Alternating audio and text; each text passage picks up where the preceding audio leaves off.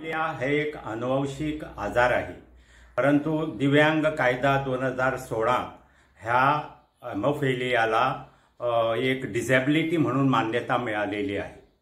आपल्याला जेव्हा कोणती जखम होते तेव्हा सर्वसामान्य माणसाच्या जखमेतून रक्त येतं, परंतु काही काळानंतर ते रक्त येणं बंद होतं, रक्तस्राव बंद होतो। परंतु हेमोफिलियाचा जर पेशंट असेल तर त्याचा रक्तस्राव बंद होत नाही। याचाच अर्थ त्याच्या रक्तामध्ये जे घटक पाहिजेत, जे रक्त घट करण्यासाठी गोठवण्यासाठी ते उणे असतात किंवा नसतात, त्यामुळे त्यांना हे रक्तस्राव सतत होत असतो। कुठेही जखम झाली पुन्हा होऊ शकतो। त्यामुळे हे बंद होण्यासाठी जी औषधे आज आहेत, फॅक्टर त्यांना देण्यात येतो इंजेक्शनातून। हे फॅक्टर ही औषधे खूप महाग असतात, त्यामुळे ती सर्वसामान्य जनतेला परवडणारी नसतात।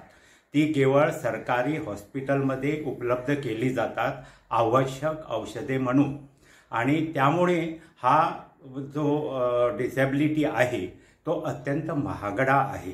त्याविषयी माहिती पण पसरवणे खूप महत्त्वाचे आहे। त्या दृष्टीनं आमचा हा सावंतवाडीतील कार्यक्रम महत्त्वाचा होता। समाजामध्ये जागरूकता निर्माण करणं, अवेअरनेस आणणं हा त्याचा भाग होता।